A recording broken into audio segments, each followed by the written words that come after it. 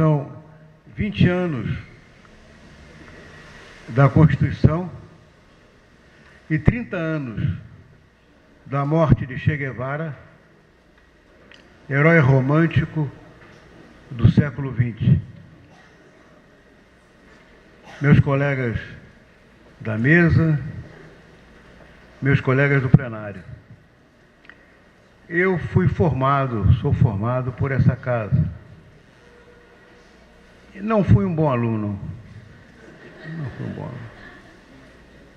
Ou não fui um aluno aplicado. Porque vocês imaginam que os anos 60 foram anos de enorme efervescência política no Brasil e com repercussões no mundo.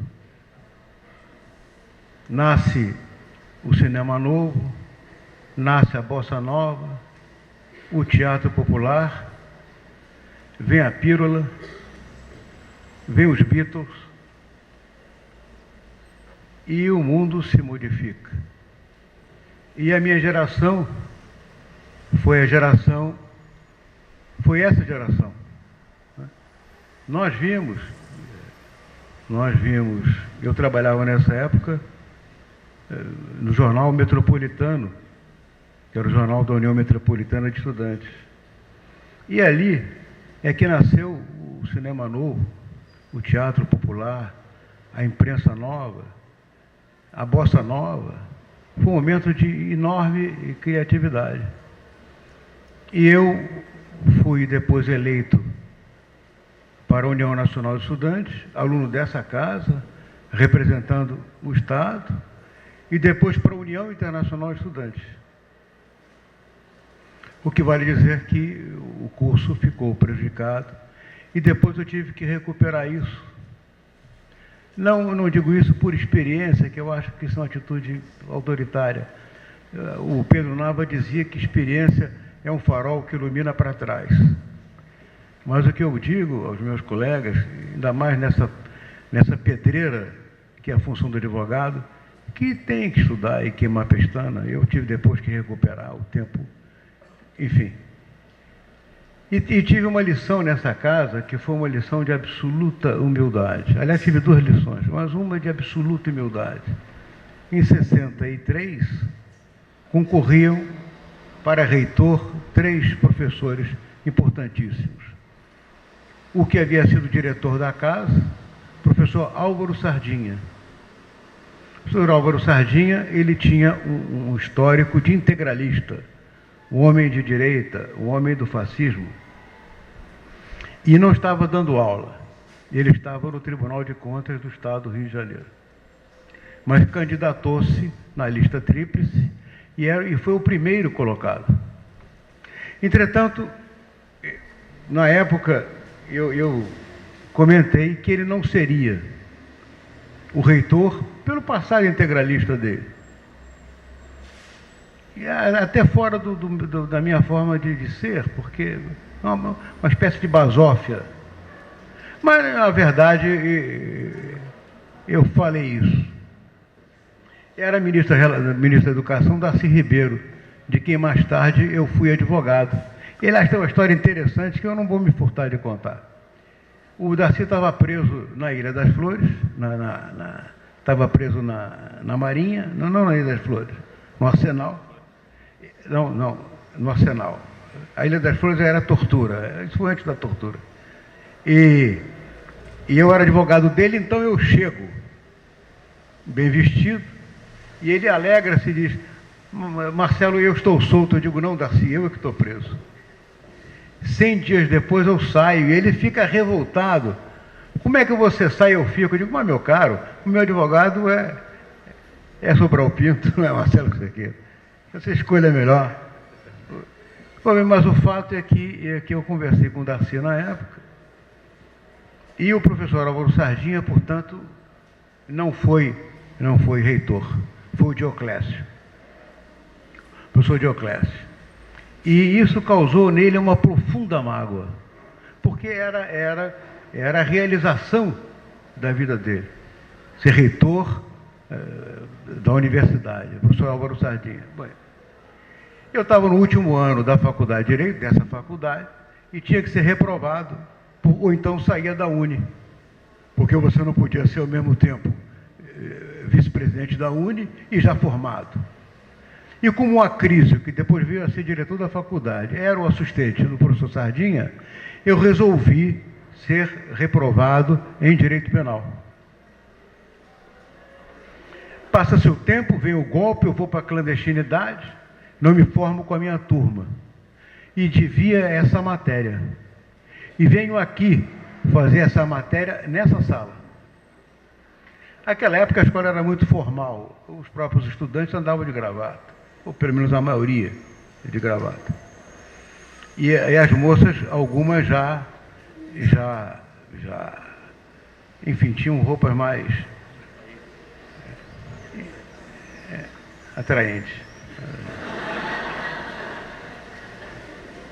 Mas o fato é que eu vim fazer a prova aqui, um pouco temeroso, claro, né, porque o catedrático era o professor Sardinha, ele sabia que eu que tinha evitado dele ser reitor, e vinha de uma prisão muito ruim na Polícia do Exército, e, enfim, uma situação muito penosa naquela época para mim.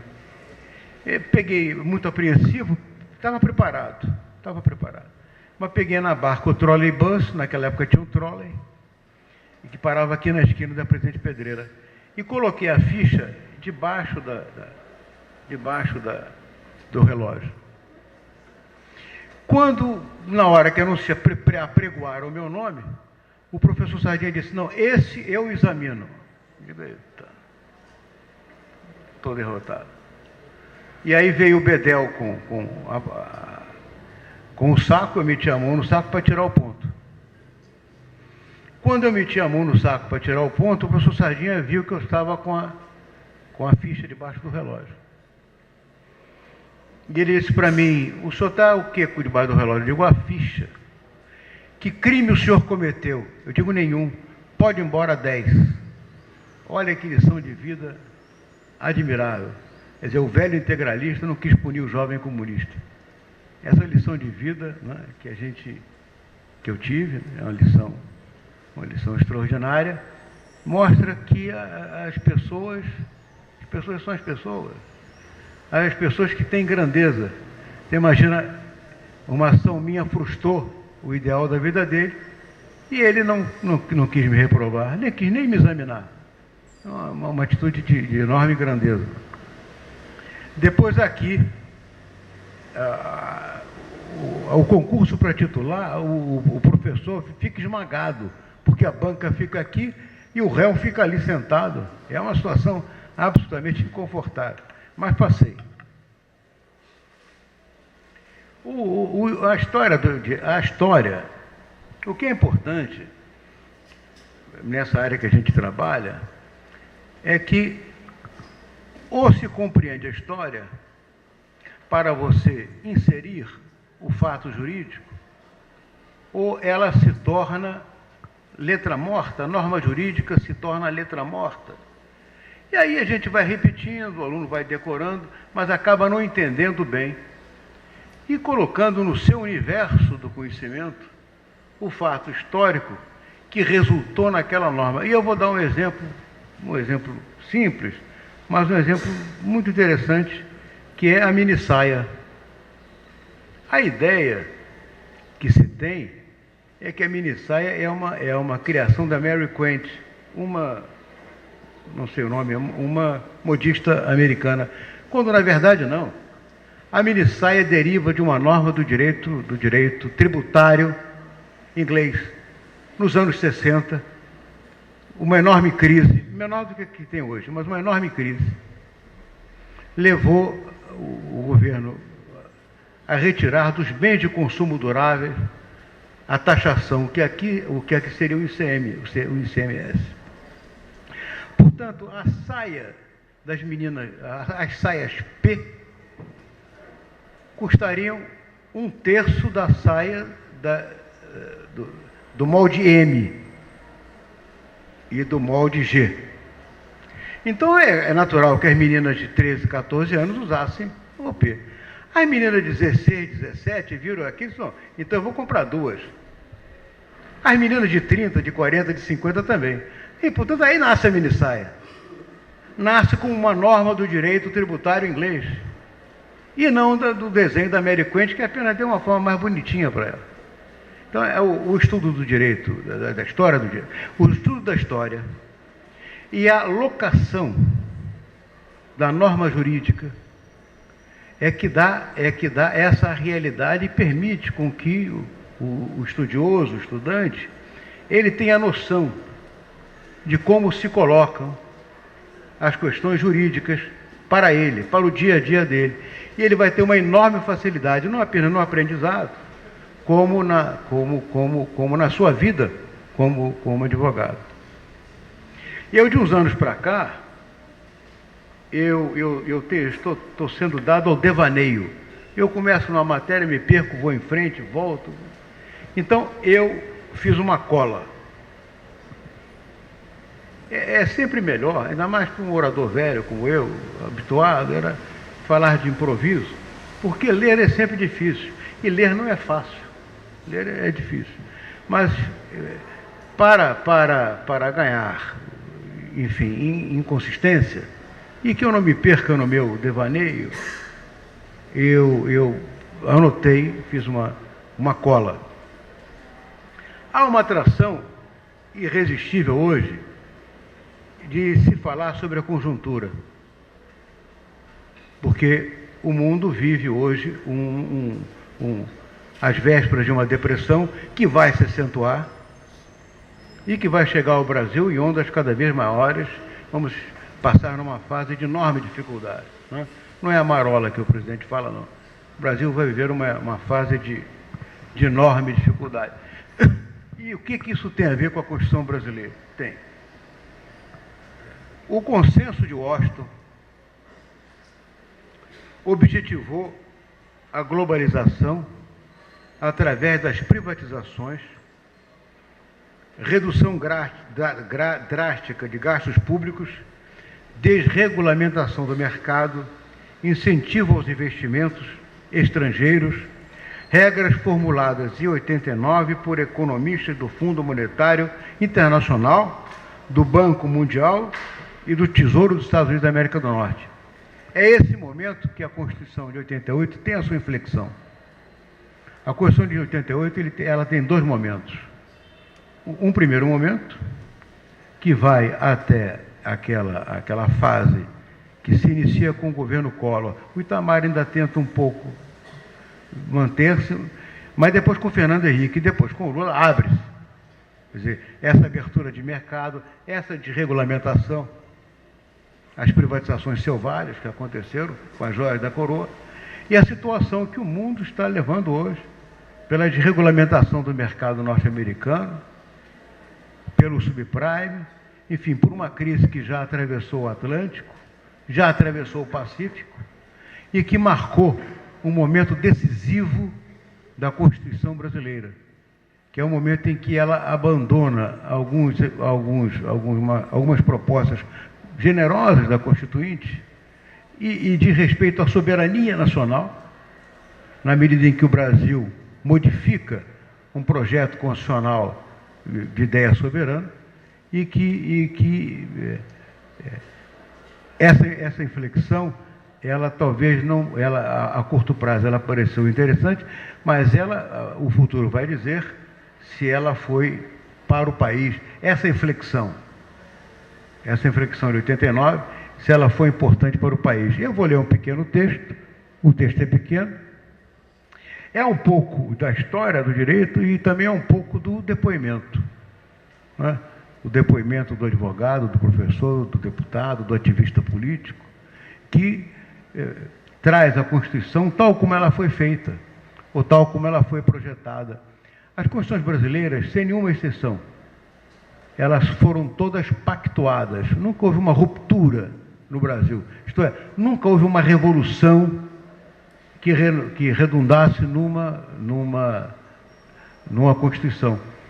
O exemplo mais próximo é a Constituição portuguesa, que na origem foi revolucionária, e a Constituição espanhola, que foi pactuada, a exemplo da Constituição brasileira, enfim, de 91, de 34, de 64 e agora essa nossa Constituição. A chamada abertura lenta, gradual e segura, iniciada no consulado do general Geisel, precisava tirar do seu caminho o MDB, que desde a década de 70 seguia seu curso vitorioso.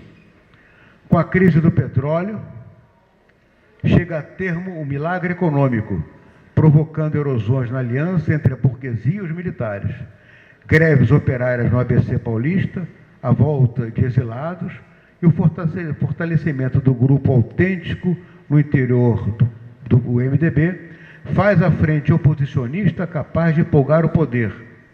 Ao mesmo tempo, mesmo nos limites impostos pelo regime ditatorial. A reação vem com o pacote de abril de 77, a prorrogação de mandatos para permitir a coincidência geral de mandatos. Ainda era pouco. Em uma ação sem precedente nos parlamentos de todo o mundo, o governo militar tem o requinte de fazer o seu partido, Arena, extinguir o seu adversário MDB pelo voto majoritário. O MDB é sucedido pelo PMDB, mas sofre significativa divisão interna quando Tancredo Neves, aliado ao seu tradicional adversário Magalhães Pinto, lança o Partido Popular e o escreve com uma nota forte: meu partido não é o de Arraes. Lembro-me bem dessa fase, lembro-me bem até porque eu era vice-líder do MDB na época em que sofremos essa violência. Entretanto, segue o enterro e a ditadura, e o governo militar, o general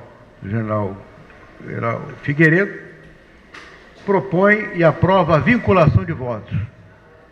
Com isso, obriga o presidente Tancredo Neves a voltar para o PMDB, e aí se criam as condições para as campanhas que se sucedem. A tentativa da eleição direta para presidente, depois a eleição indireta do presidente Tancredo Neves para presidente da República, o seu falecimento, a posse de Sarney, e, afinal, a convocação da Assembleia Nacional Constituinte. Nesse momento, três forças disputavam a forma com que a Constituinte deveria ser convocada. À direita, aqueles que achavam que a Constituição de 67 podia ser modificada por aquele Congresso que estava vigindo. A fórmula moderada, que afinal prevaleceu, era de convocar o Congresso Constituinte. E as forças democráticas, a Ordem dos Advogados à frente, do Dr. Barbosa Lima Sobrinho, a esquerda, queria uma Assembleia, como se dizia na época, livre, soberana e exclusiva. Livre e soberana se explica por si mesmo. Exclusiva é que a ideia é que o que leva o político, o parlamentar, a se candidatar a uma Assembleia Constituinte. A Assembleia Constituinte, portanto, ela seria convocada, a Constituição seria promulgada e ela seria dissolvida.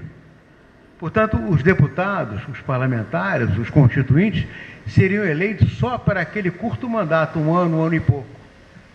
A motivação que leva um político a se candidatar ao parlamento, a uma constituinte, ou a um congresso, que é quase uma casa de negócios, o Congresso está, ainda mais com a medida provisória, que é uma excrescência, o Congresso está numa anomia, mas são motivações diferentes. Evidentemente, essa não vingou. A ideia que se tinha na época, e havia um projeto nessa época, é que, ao invés de fazer uma emenda constitucional, se faria uma convocação da Constituinte por lei ordinária, que seria levado a referendo popular. É claro que nós não temos o contrafactual, quer dizer, o fato de que não houve Assembleia exclusiva, e que, portanto, saiu uma Constituição, quer dizer, uma Constituição extremamente avançada para a época, no que se refere aos direitos sociais, aos direitos fundamentais, ao controle de constitucionalidade. Talvez não, seguramente, não há nenhum tribunal do mundo que tenha os poderes que tem o Supremo Tribunal Federal Brasileiro.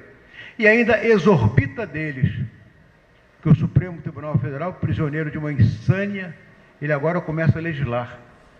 Na anomia do Congresso, ele começa a legislar. Legisla sobre fidelidade partidária, sem poder, e agora legisla até sobre nepotismo. Que é uma coisa interessante. Outro dia eu estava refletindo sobre isso. Quando Deus criou o mundo, Ele mandou o seu filho para pregar a palavra. E Deus é nepotista. São coisas da... E tem mais uma, diz assim: a casa de Deus tem várias moradas, mas ninguém vai ao Pai senão por mim. Então é monopolista, é nepotista, monopolista. Aí o Brasil fica criando, ao invés de enfrentar a questão da fidelidade partidária, não tem a ver com troca-troca.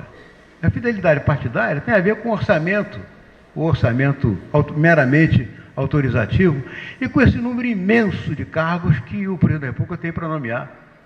Ora, o orçamento imperativo e essa impossibilidade de comissionar, o Instituto entra no concurso, no serviço público, como nós entramos, por concurso público,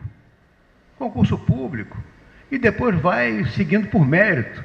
Agora, aí o Brasil resolve pelo efeito, não pela causa. O efeito do nepotismo está onde? Está aí, nessa nomeação enlouquecida. E a fidelidade partidária também. Está no orçamento autorizativo e nessa a troca dá-se por isso. Então vai-se para o efeito e não vai-se para a causa. Bom, mas o fato é que o Brasil tem hoje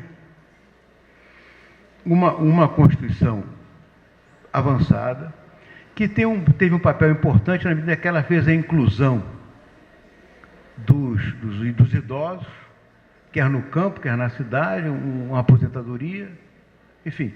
A Constituição, ela recepciona toda essa matéria de direitos fundamentais, alguns direitos sociais. Entretanto, eu vou abandonar o texto porque ler é muito chato, especialmente para quem lê. Ela abandona elementos fundamentais da sua soberania. Ela aliena elementos da sua soberania. Quando eu comecei por aí, em 1989, o mundo faz essa inflexão, cujos resultados o mundo está colhendo agora. A desregulamentação, essa questão do mercado de ações, ela tem já tem um reflexo na economia real, e ela vai desestruturar a economia real.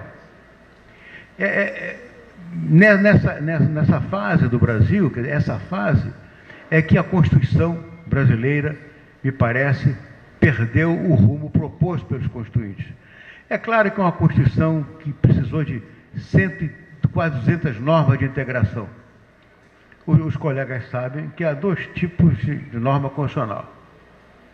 A norma constitucional de execução plena e as normas constitucionais de integração. Isto é, para terem vida, elas necessitam de uma lei complementar ou de uma lei ordinária. Se não me engano, nós temos ainda 146 leis complementares e ordinárias para dar vida a dispositivos da natureza constitucional. O fato dela ter sido congressual e não como nós queríamos, ela ficou muito analítica, muito extensa. Ela ingressou em assuntos, em matérias, em categorias que não deveria ter ingressado. Agora, o balanço, e 20 anos de Constituição, que é o tema que me foi proposto, ela tem resultados, eu acho que altamente positivos. Especialmente porque, no fundamental, o Brasil vive hoje uma estabilidade política. não vive uma estabilidade econômica, não se iludam, mas vive uma estabilidade política que vai auxiliar nessa questão da instabilidade econômica. Embora essa estabilidade política ela esteja convivendo com uma anomalia que é inacreditável, que hoje é o grampo, é a Grampolândia. Hoje no Brasil, com as liberdades democráticas asseguradas, com o presidente eleito, o Congresso eleito, o tribunal funcionando, você tem 1.200.000 pessoas grampeadas. Eu outro dia participava de um seminário no Supremo Tribunal Federal e iniciava o seminário Gilmar Mendes fazendo uma homenagem ao ministro Moreira Alves, que foi o presidente do Supremo que na época presidiu a Constituinte. E ele, Moreira Alves, um senhor já de muita idade, ele dizia para o Gilmar Mendes, ele havia feito uma cirurgia pequena. Eles ligaram para ele e perguntaram, então, ministro, como é que foi a operação? Ele disse, operação não, cirurgia. Porque se você fala em operação, começam a gravar. A palavra-chave, que nesse mundo da Grampolândia, que ninguém sabe a quem serve. É uma fase no Brasil em que o Brasil parece um paradoxo, em que as liberdades democráticas estão asseguradas. Eu, por exemplo, não tenho um preso político. E o Supremo Tribunal Federal vem, o Tribunal Superior Eleitoral, desenvolto, enfim, legislando sobre... Então, 20 anos da Constituição, que é o tema que me é proposto.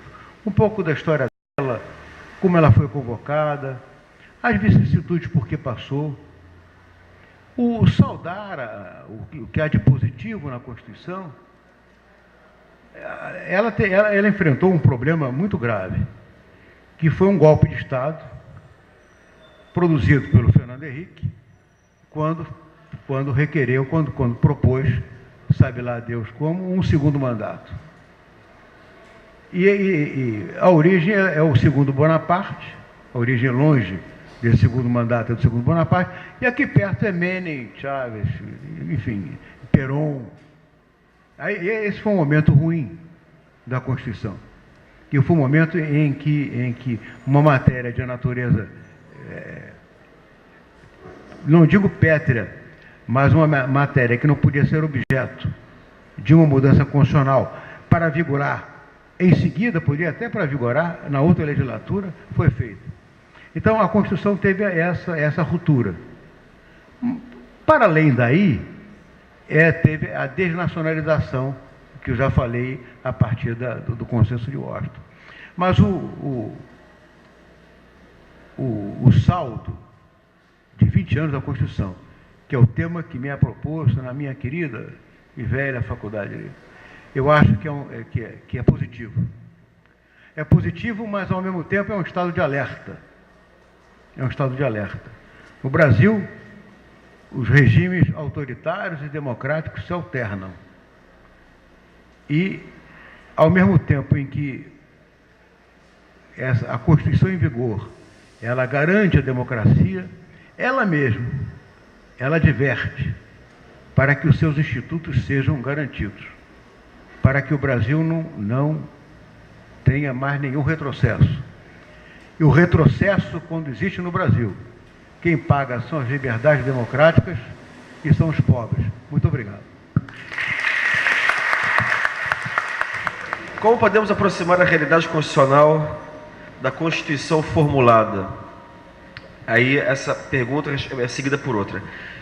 Isto ocorre a partir de uma nova conceituação dos institutos através dos processos históricos ocorridos? Da segunda pergunta eu não entendi direito, mas eu vou ficar na primeira. Como podemos aproximar a realidade constitucional da Constituição formulada? Esse é o grande desafio que o Brasil tem desde 1824. Eu me lembro que tem Euclides da Cunha, quando ele escreve uma obra dele importante, Para Além dos Sertões, chamada da Independência à República, ele começa abrindo exatamente falando disso, né, Samuca?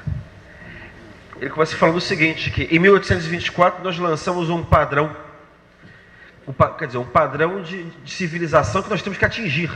Em 1824, na história constitucional brasileira, ele só conhecia 2491, era um padrão digamos assim, de um país de diminuto analfabetismo, de estabilidade constitucional, de liberdades civis, políticas.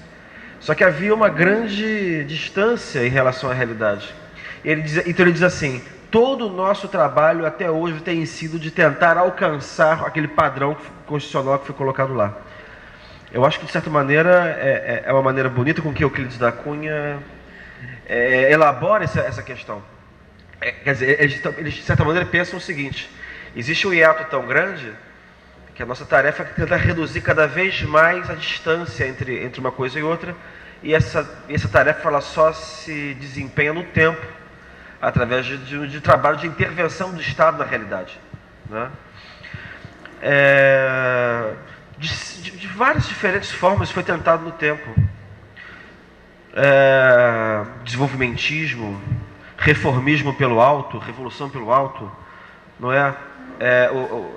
Isso é uma ideia tão antiga na história do Brasil. José Bonifácio já tinha essa ideia: é preciso remodelar o país, fundir as raças, construir o país pelo alto. É o pensamento imperial desde o começo, tá? Isso desaparece na República Velha, e reaparece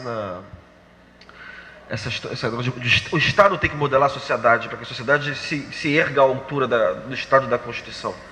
Isso volta na década de 30, e depois da década de 30 não nos largou mais, de certa maneira, porque depois vem a democracia de 46, mas a democracia de 46 continua varguista, continua desenvolvimentista, tá? E também o regime militar. Quer dizer, é sempre a ideia de que o Estado tem que modelar a sociedade para a sociedade se erguer e se tornar digna, à altura das elites, das instituições. O que aconteceu talvez de mudança recentemente tenha sido o reflexo brasileiro do movimento chamado neoconstitucionalismo, de que nessa faculdade, por exemplo, a representante é o professor Cláudio Pereira de Souza Neto, que é o reforço da ideia de que os princípios constitucionais são auto-aplicáveis, e incentivar o judiciário a um papel do que a gente estava chamando ontem na mesa de noite aqui, de ativismo judiciário. Ou seja, que os juízes têm um papel propositivo a desempenhar na omissão do Congresso ou qualquer coisa do gênero. E é justamente esse papel que o professor Marcelo Cerqueira acabou de criticar. Tá? A ideia de que você tem um papel propositivo na implementação, que o judiciário deve interferir nas políticas públicas, que é para diminuir justamente esse ato entre Constituição e realidade. O professor Cláudio Pereira tem um texto sobre isso, onde ele lançou uma expressão que está virando moda, que é o constitucionalismo da efetividade. Efetividade no sentido de a Constituição deixaria de ser um pedaço de papel para se tornar uma realidade palpável. Tá? Todos esses são mecanismos, que eu mencionei, historicamente verificados, de tentativa de reduzir esse ato entre norma e fato, norma constitucional e fato. O Igor faz uma pergunta ao professor Marcelo Cerqueira. Como o senhor explica que as privatizações selvagens ocorridas no Brasil e em diversos outros países na década de 90 haja um alavancado crescimento econômico em todos os países onde foram implementados, notadamente no Brasil, na Rússia e nos demais países socialistas, bem como na Índia? É a primeira. Tem uma segunda parte, uma segunda pergunta. Como o senhor explica que diversos serviços públicos no Brasil melhoraram notavelmente após a privatização? Telefonia, saneamento básico, em cidades como Niterói, que concedem o direito sobre esse serviço a um consórcio de empresas privadas. Me parece que é uma continuação, né? Como explicar que uma empresa como a Vale do Rio Doce hoje empregue muito mais pessoas do que quando era estatal? Quanto à finalidade partidária, como o senhor justifica que um político que pertence por longo período, longos anos, a um partido pequeno com ideologia bem definida e que subitamente durante as eleições transfere, né, para um partido muito maior de ideologia oposta?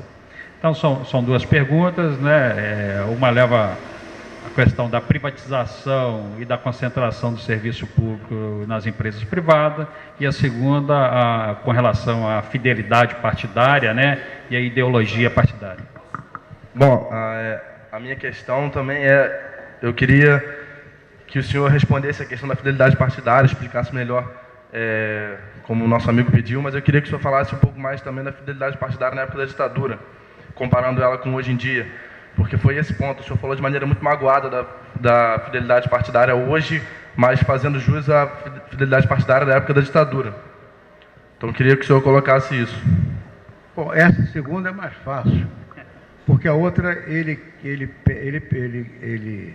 diz assim, quando a fidelidade partidária, como o senhor justifica que um político que pertencia por longo período a um partido pequeno, com ideologia bem definida e que subitamente, durante as eleições, para o partido muito maior, a ideologia oposta. A pergunta está bem formulada, mas está mal dirigida. Eu não mudei de partido. Ele é que tem que explicar. Não sou eu. Não é verdade? Ele é que tem que explicar. A questão da fidelidade foi o seguinte.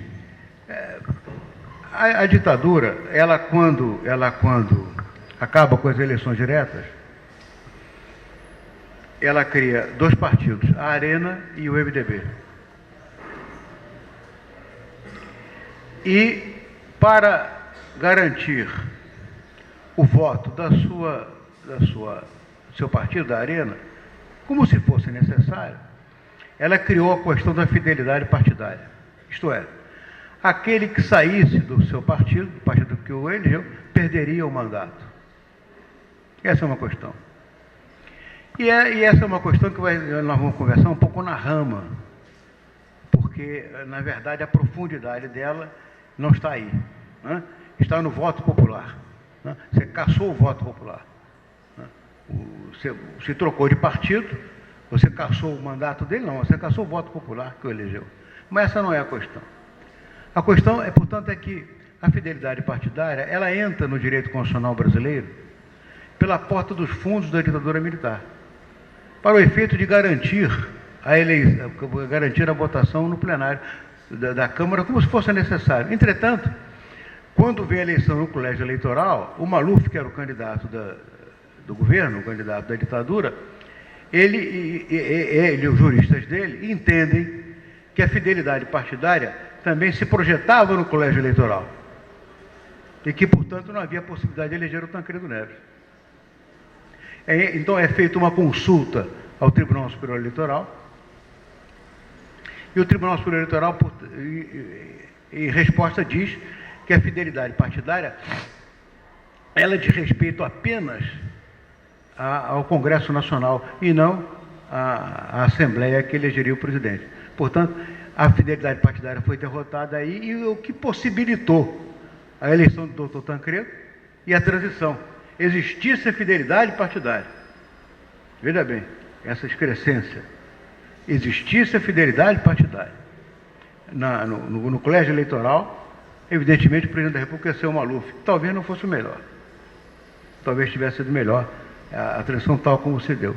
Agora, e a questão é o seguinte, é ver o efeito, é não ver a causa. O deputado troca de partido, ele vai para o partido do governo, porque o orçamento, ele é meramente autorizativo, não é imperativo, e há esse volume de 40 mil cargos que o presidente negocia. Portanto, esse é o efeito, esse não é a causa. E então, o que é importante no Brasil é enfrentar a causa, não é enfrentar o efeito. A fidelidade partidária, ela pode ser resolvida assim. Né? E não... É claro que a opinião pública, ela fica incomodada, e é desagradável mesmo esse troca-troca, é desagradável. Mas esse é o efeito, esse não é a causa. E ao trabalhar em cima dos efeitos, que é a forma mais fácil de enfrentar o problema, não se enfrenta a questão estrutural da causa. Com relação à privatização, a pergunta de natureza ideológica. Nós temos divergências ideológicas provadas. E que bom que assim seja. É bom. É a democracia que permite isso. É a democracia pela qual nós tanto lutamos. A privatização é o seguinte. Você deu o exemplo da Vale, você não tem um contrafactual. Eu lhe dou o exemplo da Petrobras. As tentativas do Fernando Henrique de privatizar a Petrobras, elas todas foram vencidas. Houve tentativas enormes do governo, não foram poucas. Foram enormes as tentativas do governo. E a Petrobras hoje é essa maravilha e é pública. Não é porque uma empresa é pública ou privada, é porque ela é mais eficiente. São controles parlamentares e democráticos que fazem com que uma determinada empresa... Agora, onde está um corrupto é porque há um corruptor. O que eu digo com relação à privatização é o seguinte: o mundo, o que foi a privatização? Não é o fato utópico do governo vender uma empresa. Se eu me expressei assim, eu me expressei mal. A mim não me incomodaria que o governo vendesse uma empresa. Essa não é a questão. Há empresas que não há necessidade. Bancos particulares, bancos estaduais, por exemplo. Não havia nenhuma necessidade de haver banco particular, banco estadual, em que o governo do Estado pudesse emitir contra o seu próprio caixa. E deu aquele desequilíbrio estrutural brasileiro. Não. O que eu digo é o seguinte, é que o consenso de Washington, em 89, através do Banco Mundial, do Fundo Monetário e do Secretário de Tesouro dos Estados Unidos da América do Norte, impuseram ao mundo um modelo de globalização, e que agora quebrou. Ou não está quebrado? Esse modelo de 89, que foi imposto ao mundo, da globalização, e que ingressou e que modificou dispositivos da Constituição brasileira, que eu pessoalmente não concordo, enfim, você concorda, mas a divergência é de natureza ideológica, né? Ela é profundamente de natureza ideológica. Agora, isso é um fato. Agora, o que está provado é que a desregulamentação dos mercados, a privatização, a abertura dos mercados para a globalização, elas levaram ao crash americano muito maior do que o crash de 1930, como se verá. E com uma diferença, que é a mais grave. Em 1930, houve a recessão nos Estados Unidos da América do Norte. E em seguida houve o New Deal, as políticas sociais com o governo Roosevelt, e na sequência vem a guerra. Reter esse ponto, eu acho que é extremamente importante para compreender o que está se passando no mundo. Então, veja bem, veio a recessão de 29, 30, a quebra da Bolsa, em seguida a sua projeção na economia real, a desestruturação do mercado, e em seguida vem a guerra. Hoje deu-se ao contrário. Esses novos romanos iniciam uma guerra, invadem o Iraque, o Afeganistão, agora estão com problema no Paquistão, no Irã, na Geórgia, levam um esforço de guerra a $1 trilhão, e a partir daí, inversamente de 1930, vem o crash. Então, a globalização de um lado e a política guerreira dos Estados Unidos da América do Norte de outro.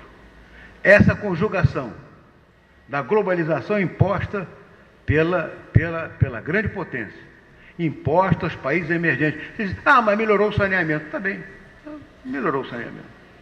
Você também não tem um contrafactual. Quer dizer, um governo democrático, sair da ditadura, que pudesse implementar um saneamento. E o saneamento não está tão bom assim, não. O Brasil não tem portos, não tem aeroportos, não tem ferrovia e não tem rodovia. E a privatização era para acabar com a dívida interna, e não acabou, ao contrário. As reservas brasileiras são de $200 bilhões. E os compromissos estrangeiros brasileiros são de $600 bilhões. Então, o balanço que nós fazemos, que eu faço, né, pessoalmente, e que, olha, eu fico tão feliz de ser contestado, porque houve um tempo na universidade que você não podia. Ao contrário, a democracia é isso, é contestar. E o ideal é o seguinte, é contestar o professor. Isso é que é o ideal. é não concordar com o professor. Isso para mim é que é uma coisa é você transmitir o conhecimento, não com a petição de autoridade. Né? Eu tenho experiência, você não. Eu sou mais velho que ele. Querido, então eu sei, ele não sabe. Ao contrário. Aí você inibe as novas gerações de pensarem, de modificarem o mundo. É como dizia em 68, seja razoável, peço o impossível. Olha, eu agradeço a sua pergunta. Você não tem ideia como. A divergência aqui manifestada. Porque isso é a democracia. Parabéns a você.